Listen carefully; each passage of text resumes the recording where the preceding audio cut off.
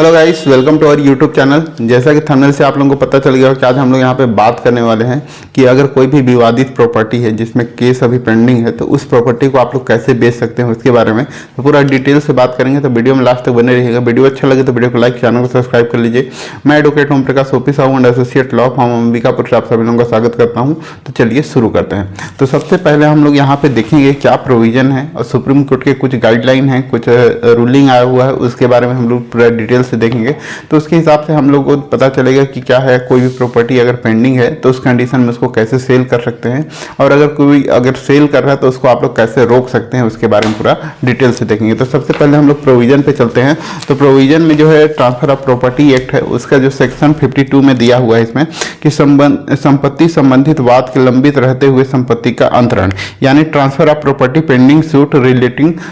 इसमें क्या है कि अगर कोई भी आपका जो केस है अगर इस टाइम पे पेंडिंग में है, कोई भी केस अभी चल रहा है, लंबित है, तो उस सिचुएशन में आप प्रॉपर्टी को कैसे बेच सकते हैं या नहीं बेच सकते। तो उसके लिए कुछ कंडीशन है। पहला इसमें यह है कि अगर कोई भी आपको बेवजह परेशान करने के लिए कोई भी केस वगैरह किया हुआ है, ठीक है, तो उस कंडीशन में आप उसको बेच सकते हैं। और लेकिन अगर कोई भी वहाँ पे केस ऐसा है जो कि टाइटल को लेके है, मतलब वहाँ पे मालिकाना हक को लेके अगर कोई भी वाद विवाद चल रहा है, तो उस कंडीशन में आप उस प्रॉपर्टी को नहीं बेच सकते हैं। तो उसके हिसाब से और कुछ सुप्रीम कोर्ट का यहाँ पे जो रूलिंग आया हुआ है, Lakshmi VP versus state of Kerala का एक केस है। इसमें दिया हुआ है कि अगर कोई भी प्रॉपर्टी को बिना जानकारी के, जैसे कोई भी प्रॉपर्टी जैसे केस चल रहा है और जो उसको बेचना है वो धोखे से उसको बेच दिया, और जिसको उसको जानकारी नहीं है कि उस प्रॉपर्टी में कोई केस वगैरह चल रहा है, तो वो उस समय इनवैलिड माना जाएगा। उसमें ये कहा गया कि वो जो केस है उसके अकॉर्डिंग वहाँ पे जो खरीद रहा है उसको उस प्रॉपर्टी के बारे में खरीदने से पहले उसको उसके बारे में पता करना चाहिए, तभी उस प्रॉपर्टी को वहाँ पे खरीद सकता है। इसी के बाद एक और जो जजमेंट आया, हरदेव सिंह वर्सेस गुरमील सिंह, इसमें ये कहा गया कि अगर कोई भी प्रॉपर्टी अगर ट्रांसफर कर देता है, ठीक है, और जो केस है वो पेंडिंग है फिर भी, तो उस कंडीशन में वो जो रजिस्ट्री है उसको वैलिड माना जाएगा, इनवैलिड या अवैध उसको नहीं माना जाएगा। लेकिन उसमें एक कंडीशन है जो दिया गया कि अगर कोई भी केस वहां पे जब चल रहा है तो उसका जब जो भी ऑर्डर होगा, जो भी डिसीजन होगा, वो उसके पे बाउंडेड होगा। मतलब वहां पे क्या कर सकते हैं, वो उस केस में यहाँ पे पार्टी बन सकता है, और जिससे अगर वो प्रॉपर्टी खरीदा है उसके फेवर में अगर वो जो जजमेंट है वो आ जाता है तो वो प्रॉपर्टी उसको मिल जाएगा, जो खरीदा हुआ तो वो रजिस्ट्री वहां पे वैलिड हो जाएगा। लेकिन अगर वो जिससे प्रॉपर्टी खरीदा है वो अगर वहां पे केस में हार जाता है, ठीक है, उसके फेवर में अगर डिसीजन नहीं आता है, तो जो प्रॉपर्टी वो खरीदा है वो जो जीता हुआ है उसको प्रॉपर्टी को क्या करना पड़ेगा, वापस करना पड़ेगा। तो यहाँ पे इस कंडीशन को लगा के वहां पर से आप प्रॉपर्टी को अगर बेच दिया है तब भी आप वहां पे वैलिड रहेगा। लेकिन उसके लिए वही कंडीशन है कि अगर उसके फेवर में आता है तभी उसको मिलेगा, अदरवाइज वहां पे उसको वापस करना पड़ सकता है। तो ऐसी एक जो 2019 का 13/8/2019 का एक जजमेंट है जिसमें मधुर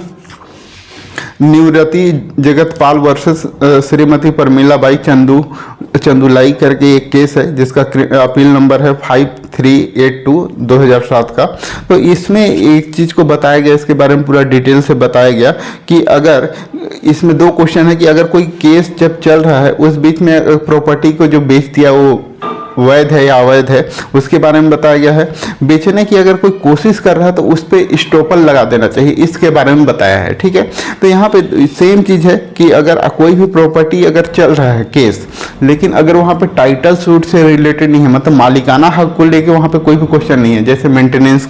हो गया, मेंटेनेंस से रिलेटेड हो गया, या अदर कोई भी केसेस अगर चल रहा है जिसमें कोई भी उसका जो मालिकाना हक है उसको वहाँ पे इफेक्ट नहीं पड़ रहा है, तो उस कंडीशन में वो प्रॉपर्टी को बेच सकते हैं, ठीक है। कैसे बेचेंगे, तो कोर्ट से परमिशन लेके उसको बेच सकते हैं। वहां पे लग सकते हैं कि मैं इस प्रॉपर्टी को बेच के अपना जो भी केसेस वगैरह का एक्सपेंसेस है या बाकी जो भी है उसमें मैं करना चाहता हूं, इसीलिए उस प्रॉपर्टी को बेचने के लिए मेरे को अनुमति दिया जाए, तो वहां पर कोर्ट के द्वारा दे दिया जाएगा। लेकिन अगर उसमें मालिकाना हक को लेके अगर सेकेंड पार्टी उसमें डायरेक्ट इफेक्ट होता है, अगर उस प्रॉपर्टी को बेच दिया जाए तो जो सेकेंड पार्टी है उसको डायरेक्टली इफेक्ट पड़ेगा उस कंडीशन में, तो वहां पे उस प्रॉपर्टी को बेचने के लिए भी स्टॉपर लगाया जा सकता है। अब यहाँ आपके भी केस में ऐसा है कि आपके जो प्रॉपर्टी है पेंडिंग है और उसको अगर कोई और बेचना चाहता है, तो उस कंडीशन में आपके पास क्या रेमेडी है, कैसे उस चीज़ को वहाँ पे बचा सकते हैं। तो उसको आपको बचाने के लिए क्या करना पड़ेगा, आपको एक टेम्परेरी इंजंक्शन की मांग करनी पड़ेगी, मतलब CPC 39(1)(2) का जो है स्टे के लिए, उसको आपको वहाँ पे आवेदन लगाना पड़ेगा